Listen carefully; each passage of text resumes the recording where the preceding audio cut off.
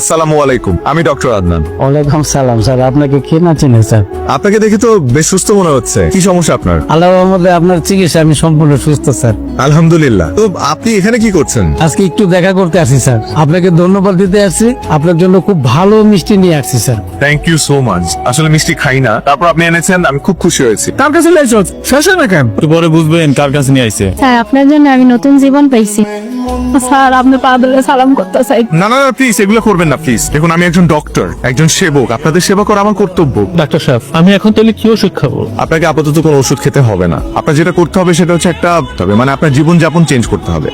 আপনারা জানেন একজন রোগীর সুস্থতার পিছনে তার সবচেয়ে বড় ভূমিকা কি? জানি ম্যাডাম, মনোবল। Very good. ওনার পেশাটা মাপো তো, কি অবস্থা এখন আপনার ছেলের? খাওয়া ঠিক মতো করে? রিপোর্টও ভালো। এই তুমি ফাইলটা মাপো। কি অবস্থা চাচা, কেমন আছেন? শ্বাস নিতে কষ্ট হয়?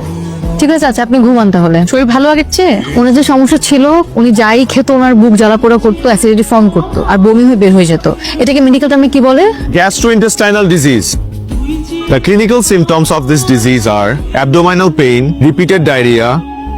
আমার কথা তাহলে তোমার মনেও পড়ে? তোমার কি মনে হয় মনে পড়ে না? মনে পড়ে না। পেশেন্ট দেখতে আসছিলে নিশ্চয়ই, হুট করে আমার সাথে দেখা হয়ে গেল। তার মানে তুমি কি বলতে চাও, প্রফেশনাল লাইফের বাইরে আমার পার্সোনাল লাইফ বলে কিচ্ছু নেই? তোমার সাথে পরিচয় হওয়ার পর থেকে তো তাই দেখে আসছি। ম্যাডাম, তাহলে আমাদের প্রেম হলো কিভাবে বলেন তো? ভুলে গেছেন? গ্রুপ স্টাডি করতে করতে, নোটস শেয়ার করতে করতে, আর স্কেলেটন নিয়ে পড়াশোনা করতে করতে। এবার মনে পড়েছে? হিউম্যান সাইকোলজি আপনি খুব ভালো বুঝলেও হিউম্যান বডি পার্টস আপনি একটু কম বোঝেন। নাহলে এত রাগ অভিমান করতেন না। ম্যাডাম, এত রাগ অভিমান করা হার্টের জন্য ক্ষতিকর। হার্টে প্রেসার পড়ে।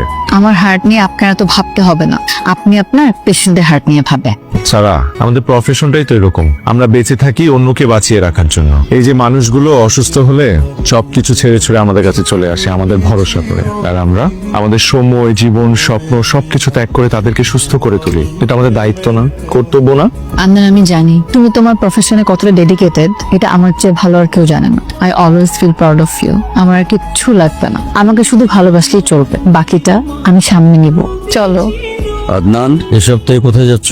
শিবপুর নামে এক থানায় যাচ্ছি। ওখানকার চিকিৎসা ব্যবস্থা নাকি খুবই খারাপ। ভালো ডাক্তার যায় না, হসপিটাল একটা আছে, ওটা না থাকার মতোই। মানুষজন নাকি খুব কষ্টে আছে। তোমার নিজের গ্রামের মানুষ তো আরো বেশি কষ্টে আছে। চিকিৎসার জন্য ওদেরকে শহরে যেতে হয়। অবহেলায় রোগ পুষে রেখে দিনকে দিন মারা যাচ্ছে। আর যেহেতু আমি ওই গ্রামের ছেলে, তারা আমাকে ফোন করে প্রায় বলে যে আমার ছেলে এত ভালো ডাক্তার, অথচ তাদের জন্য কিছু করছে না। বাবা, আমি তো মানুষ একটা, কত দিকে যাব? সপ্তাহে 6 দিন হসপিটালে ডিউটি করি, একদিন ছুটি পাই। সেই একদিনও আমি বিভিন্ন জেলায় ঘুরে বেড়াই সুবিধা বঞ্চিত মানুষদের সেবা দেওয়ার জন্য। এই কথা বলতে বাবা, আমি তো শুধুমাত্র আমার গ্রামের মানুষদের জন্য ডক্টর হইনি। আমি আমার সামর্থ্য অনুযায়ী দেশের মানুষদের সেবা করে যেতে চাই। তারপরে বাবা, তুমি যেহেতু বলেছো, আমি তোমার কথা রাখবো। আগামী মাসে আমি আমার পুরো টিম নিয়ে আমি আমাদের গ্রামের বাড়িতে যাবো। আমি তোমাকে কথা দিচ্ছি, প্রয়োজনে তোমাকেও নিয়ে যাবো। সেটাই করো, ওরা তোমাকে এক্সপেক্ট করে, তোমার তো দায়িত্ব সেটা। বুঝতে পেরেছি বাবা। সারাকে তুই কেন এইভাবে ঝুলিয়ে রেখেছিস? মেয়েটার কি দোষ? সারাকে আমি কোথায় ঝুলিয়ে রাখলাম? কাজের ব্যস্ততার কারণে সময় কুলিয়ে উঠতে পারছি না তো। ইচ্ছে থাকলেই উপায় হয়। এত লক্ষ্মী একটা মেয়ে, ওকে এইভাবে কষ্ট দিস না বাবা।